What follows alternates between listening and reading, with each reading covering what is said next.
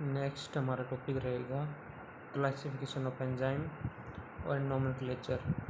तो जो एंजाइम का क्लासिफिकेशन किया गया है वो 6 क्लासेस के अंदर किया गया है, जिसमें से हर क्लास की एक 4 से लेकर 13 सब क्लासेस हैं।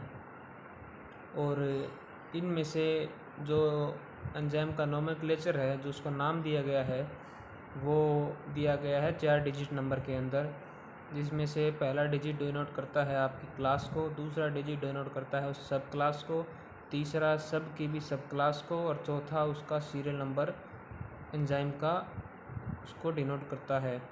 जो हमारा एंजाइम का जो क्लासिफिकेशन है वो किस बेसिस पे किया गया है, वो किया गया है कि वो एंजाइम किस रिएक्शन टाइप की रिएक्शन को कैटलाइज करा रहा है, उसके बेसिस पर हम एंजाइम का क्लासिफिकेशन करते हैं।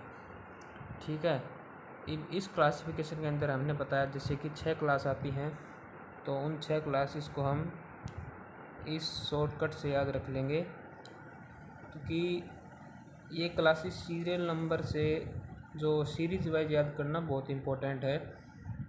इसमें इसको 1, 2, 3, 4, 5 और 6 इसको आपका क्या किया गया है, नंबर दिया गया है।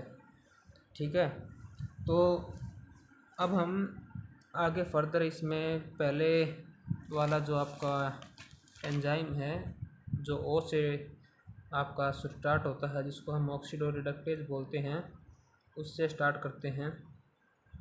तो जो ऑक्सीडोरिडक्टेज का एंजाइम है, ये क्या काम करता है, ये आपका रिडॉक्स रिएक्शन को कैटलाइज कराता है, जिसमें जो पहला सबस्ट्रेट है वो ऑक्सीडाइज होता है और दूसरा सबस्ट्रेट जो आपका रिड्यूस होता है। तो जो पहला सबस्ट्रेट जो एस है वो आपके एच डैश सबस्ट्रेट से रिएक्शन करा के क्या करता है, अपना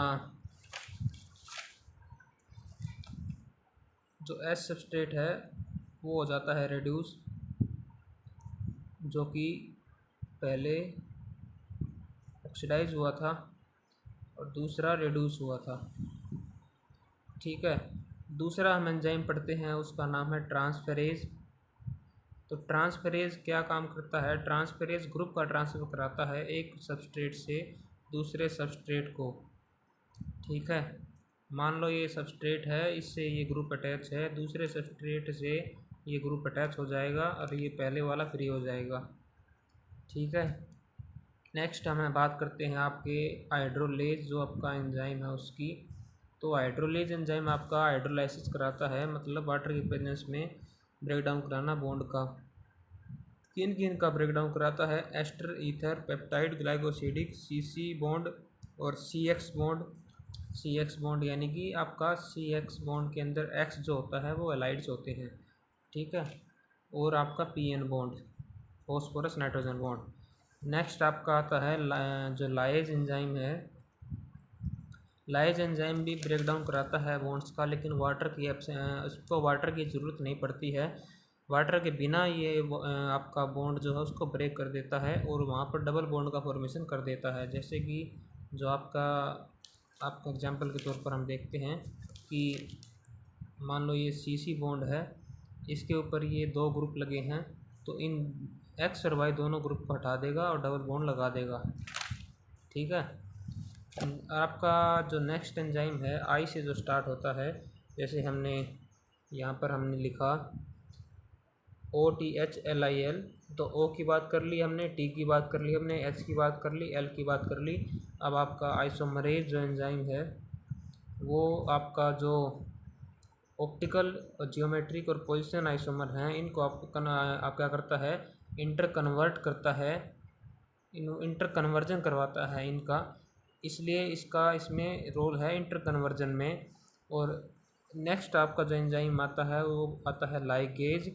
लाइगेज एंजाइम जो है आपका वो ग्लू की तरह काम करता है, यानी कि वो बॉन्ड्स को, 2 कंपाउंड को आपस में जोड़ता है, बॉन्ड की फॉर्मेशन कराता है उन दोनों के बीच में। और जैसे एग्जांपल दे दिया आपका CO bond, CCS bond, CN bond, PO bond, और भी कई तरह के ऐसे बॉन्ड हैं जिनमें ये बॉन्ड फॉर्मेशन करवाता है 2 कंपाउंड्स के बीच में। नेक्स्ट हम पढ़ते हैं आपके कोफैक्टर्स के बारे में। कोफैक्टर्स क्या होते हैं, तो कोफैक्टर्स जो हम पढ़ते हैं, तो कोफैक्टर्स आपके एंजाइम के साथ जुड़ने वाले नॉन प्रोटीन पार्ट्स होते हैं जो कि एंजाइम को एक्टिव बनाते हैं किसी भी रिएक्शन को कैटलाइज कराने के लिए। ठीक है। और जो पार्ट एंजाइम का प्रोटीन वाला पार्ट होता है उसको आप एंजाइम बोलते हैं, और ये आपके कोफैक्टर के साथ मिलकर जो बनाता है उसको अपन होलो एंजाइम बोलते हैं। ठीक है। तो अपन हम बात करें तो आपके 3 तरह के कोफैक्टर आते हैं। पहला आता है आपका प्रोस्टैटिक ग्रुप, दूसरा आता है आपका कोएंजाइम, और तीसरा आता है आपका मेटलाइन। तो पहला जो प्रोस्टैटिक ग्रुप होता है उसकी अगर हम बात करें तो प्रोस्टैटिक ग्रुप जो होता है वो एक ऑर्गेनिक कंपाउंड होता है जो कि टाइटली बाउंड होता है एंजाइम की एक्टिव साइट से। इसमें एग्जांपल दे रखे आपका जो आपका पेरोक्सीडेज और कैटलेज एंजाइम है, वो उसका जो आपका जो प्रोस्टैटिक ग्रुप आता है जिसको हम हीम बोलते हैं, HEAM। ठीक है।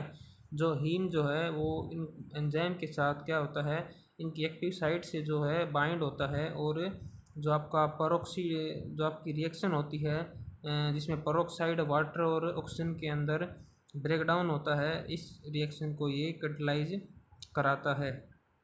ठीक है। नेक्स्ट आपका आता है कोएंजाइम। तो कोएंजाइम के अंदर क्या होता है कि जो आपका ऑर्गेनिक कंपाउंड ही होता है, ये भी जैसे प्रोस्टैटिक ग्रुप एक ऑर्गेनिक कंपाउंड था, वैसे ही ये भी एक ऑर्गेनिक कंपाउंड ही है, लेकिन अंतर सिर्फ इतना है कि ये जो आपका एक्टिव साइट होती है उससे ये परमानेंटली बाइंड नहीं होता जैसे कि आपका वो प्रोस्टैटिक ग्रुप था। बजाय इसके ये टेम्परेरी बाउंड होता है, और टेम्परेरी बाउंड ये तभी होता है जब कोई रिएक्शन एंजाइम को कैटलाइज करानी है, तभी ये उस एंजाइम से बाइंड अप होता है। ठीक है।